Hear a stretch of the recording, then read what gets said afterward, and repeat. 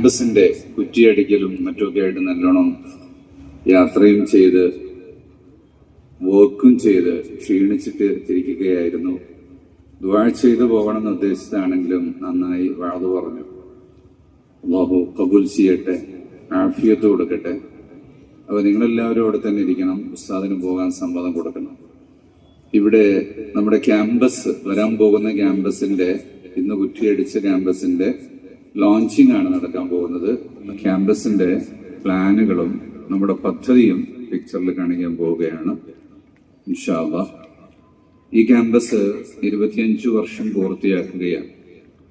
ഈ സ്റ്റേജിരിക്കുന്ന സ്ഥലത്ത് ഉണ്ടായിരുന്ന ഒരു പഴയ വീട്, അതിനു മുമ്പ് പൂനൂരങ്ങാടിയിലെ മർഹൂം ബീരാൻകുട്ടി ഹാജി, ബീരാൻ ഹാജി, KP ബീരാൻ ഹാജി അവർ ഉണ്ടാക്കി ഭാഗികമായി പണി തീർത്ത് അദ്ദേഹം ഏൽപ്പിച്ച ഒരു കെട്ടിടം.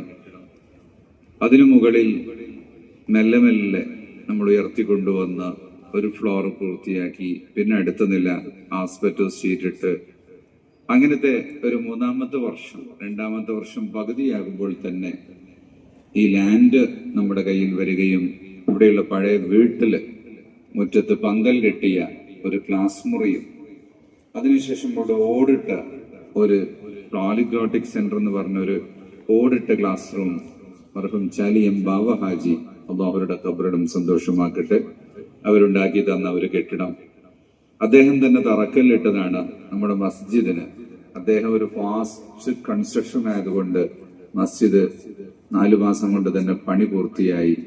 അത് കഴിഞ്ഞ് പിന്നെ ഒരു ബിൽഡിങ്, അതും 6 മാസം കൊണ്ട് പണി പൂർത്തിയായി. മാഷാ അല്ലാഹ്. ആ സ്പീഡ് പോലെ തന്നെ ഈ സ്ഥാപനത്തിൽ നിന്ന് പഠിച്ച വിദ്യാർത്ഥികള് ഇന്ന് അൽഹംദുലില്ലാഹ് കേരളത്തിൽ മുസ്ലിം മതസ്ഥാപനങ്ങളിൽ ഏറ്റവും ബെസ്റ്റ് റിസൾട്ട് കൊണ്ടുവരുന്ന ഒരു സ്ഥാപനമായി ഇന്നും നിലനിൽക്കുന്നു എന്നത് നിങ്ങളുടെയൊക്കെ പ്രാർത്ഥനയുടെ ഫലമാണ്. ഭൂമിയാണ്, ആ ഭൂമി 50 ഏക്കർ ഭൂമിയിലാണ് ഇൻഷാ അല്ലാഹ് നമ്മുടെ പദ്ധതി വരുന്നത്. ഇവിടെ കഴിഞ്ഞ ഒരുപാട് മജ്‌ലിസിൽ നിങ്ങളൊക്കെ ദുആ ചെയ്തിട്ടാണ് ആ ഭൂമി നമുക്ക് കിട്ടിയത്. അവിടുത്തെ സൂര്യൻ നടന്നു പോകുന്ന ചിത്രമാണത്. പിന്നെ അതിന് 3 സോണുകളായിട്ട്, റെസിഡൻഷ്യൽ സോൺ, അതിനുശേഷമുള്ള എഡ്യൂക്കേഷൻ സോൺ, പിന്നെ ഫ്യൂച്ചർ ഡെവലപ്മെന്റിന് വേണ്ടിയുള്ള 3 ഭാഗമായി തിരിച്ചിരിക്കുകയാണ്. അതില് ഉണ്ടാക്കാൻ പോകുന്ന കെട്ടിടത്തിന്റെ ഒരു മാതൃകയാണ് ഒരു സെൻട്രൽ റൗണ്ട് ബൗട്ടും അതിനു ചുറ്റും ഒരു വൃത്തത്തിന്റെ പാർട്ടുകളായിട്ടുള്ള ആകൃതിയിലുള്ള കെട്ടിടമാണ് വരുന്നത് ഇൻഷാ അല്ലാഹ്. അതിൽ വരുന്ന മസ്ജിദിന്റെ ഒരു മോഡലാണ് കാണിച്ചിരിക്കുന്നത്. ഇനി കാണിക്കുന്നത് മാസ്റ്റർ പ്ലാൻ. ഈ മാസ്റ്റർ പ്ലാൻ എന്ന് പറഞ്ഞ നേരത്തെ കാണിച്ചിരിക്കുന്ന സെൻട്രൽ ഒരു ഫുതുബ സ്റ്റാറിന് ചുറ്റുമായിട്ട് 6 ബിൽഡിങ്ങുകളാണ് ഇൻഷാ അല്ലാഹ്. 6 ബിൽഡിങ്ങുകൾ എന്ന് പറഞ്ഞത് 1000 വിദ്യാർത്ഥികൾക്കുള്ള താമസവും പഠനവുമാണ്. MESന്റെ 3 കോളേജുകൾ ഈ വർഷം പൂട്ടി, കോട്ടയം, പത്തനംതിട്ട ജില്ലകളിലാണ്. അതുപോലെ മറ്റു പല കോളേജുകളും കുട്ടികളില്ലാതെ പൂട്ടിക്കൊണ്ടിരിക്കുകയാണ്.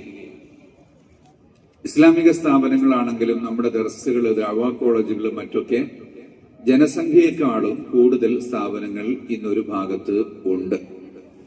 അതുകൊണ്ട് തന്നെ പലയിടങ്ങളിലും കുട്ടികളില്ല. നമ്മൾ 52 ക്യാമ്പസിലേക്ക് കുട്ടികളെ കൊടുത്തിട്ട് ഉണ്ടായിരുന്നു.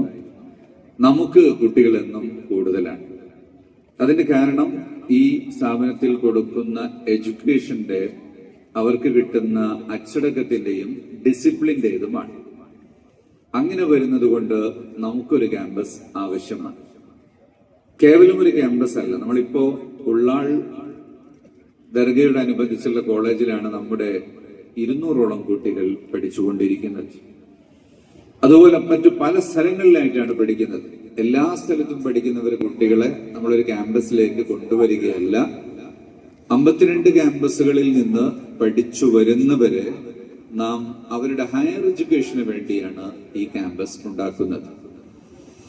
Sheikh Abubakar institute of leadership എന്ന പേരില് ഒരു സ്ഥാപനം തുടങ്ങുന്നതിന്റെ ഉദ്ദേശം എന്താണെന്ന് പറഞ്ഞാൽ, ഉസ്താദിന്റെ ഒരു 60-70 വർഷക്കാലത്തെ നേതൃപരമായ പ്രവർത്തനങ്ങളുടെ മോഡലുകളെ ആധുനിക വിദ്യാഭ്യാസ വിചക്ഷണരുടെ പിന്തുണയോടുകൂടി അതൊരു ലീഡർഷിപ്പ് മോഡലായിട്ട് ലോകത്തിന് പഠിപ്പിക്കുന്ന ഒരു ഇൻസ്റ്റിറ്റ്യൂട്ടാണ്. അവിടെ നിന്ന് പണ്ഡിതന്മാർ വളർന്നു വരും. അവിടെ നിന്ന് മാനേജേഴ്സ്, മഹല്ല് ഭരണാധികാരികൾ, രാജ്യത്തിന്റെ ഭരണാധികാരികൾ, അങ്ങനെയുള്ള ആളുകൾ വളർന്നു വരും. അതുപോലെ IAS-കാരും IPS-കാരും അങ്ങനെയുള്ള ആളുകൾ. ഈ ചെറിയ ക്യാമ്പസിൽ നിന്ന് നമ്മൾ ചെറിയ ശ്രമം നടത്തിയിട്ട് ഒരു മുറി മാത്രമാണ് ഇവിടെ സിവിൽ സർവീസിനുള്ള. ആ സൗകര്യത്തിൽ നിന്ന് തന്നെ അൽഹംദുലില്ലാഹ് സിവിൽ സർവീസുകാർ ഓൾറെഡി പുറത്തു വന്നു. അപ്പൊ അതൊരു സമഗ്രമായിട്ട് നൂറുകണക്കിന് വിദ്യാർത്ഥികൾക്ക് ഒന്നിച്ചു കൊടുക്കാനാണ് നമ്മൾ ആ ക്യാമ്പസിൽ ഉദ്ദേശിക്കുന്നത്. തലപ്പാവുകാരായ ചാർട്ടേഡ് അക്കൗണ്ടന്റുമാർ ഇപ്പോൾ പുറത്തിറങ്ങി. അതുപോലെ തന്നെ ആർക്കിടെക്റ്റുമാർ പുറത്തിറങ്ങി.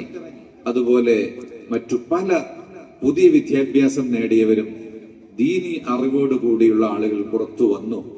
അപ്പൊ ഇനി നമുക്ക് ധാരാളം ആളുകൾ അറിവും അച്ചടക്കവുമുള്ള എഞ്ചിനീയേഴ്സും ലോയേഴ്സും ഡോക്ടർമാരും അല്ല, സിവിൽ സർവൻസും അതും പുറമെയുള്ള വലിയ രാഷ്ട്ര നിർമ്മാതാക്കളായ ആളുകൾ ഈ സ്ഥാപനത്തിൽ ആർക്കും വന്ന് പഠിക്കാം. ബ്രൂണയിലെ രാജാവിന്റെ മക്കൾക്ക് ഈ സ്ഥാപനത്തിൽ വന്ന് പഠിക്കാം. അടുത്തൊരു രാജാവാകണമെങ്കിൽ അതിന് പഠിക്കേണ്ടതുണ്ട്.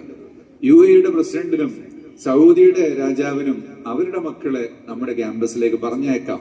അവർക്കും നേതൃപരമായ പഠനത്തിന് ഇപ്പോൾ എല്ലാവരും പടിഞ്ഞാറിലേക്കാണ് പോയിക്കൊണ്ടിരിക്കുന്നത്. പടിഞ്ഞാറിൽ പോകുന്നത് കൊണ്ട് ഉണ്ടാകുന്ന ഒരുപാട് പ്രയാസങ്ങളുണ്ട്. അപ്പൊ അവർക്ക് അതെല്ലാം ഇവിടെ വന്ന് നേടാം. ഇവിടെ ഇപ്പോൾ അമേരിക്കയിൽ ഒരാൾ ഫുൾ ബ്രൈറ്റ് സ്കോളർഷിപ്പ് കഴിഞ്ഞ് തിരിച്ചു വന്നു, PDF കഴിഞ്ഞ് തിരിച്ചു വന്നു. 2 ആള് അവിടെ ഇപ്പോൾ വർക്ക് ചെയ്യുന്നുണ്ട്.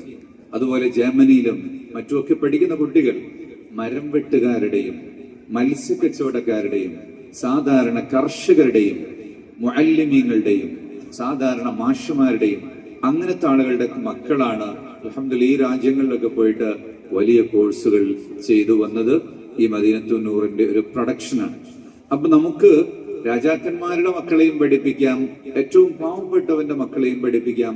ഇവിടെ പണത്തിനു വേണ്ടി പഠിപ്പിക്കുകയല്ല, പഠിപ്പിക്കുന്നതിൽ അവർക്ക് വേണമെങ്കിൽ അതിനെ സഹായിക്കാം എന്നേ ഉള്ളൂ.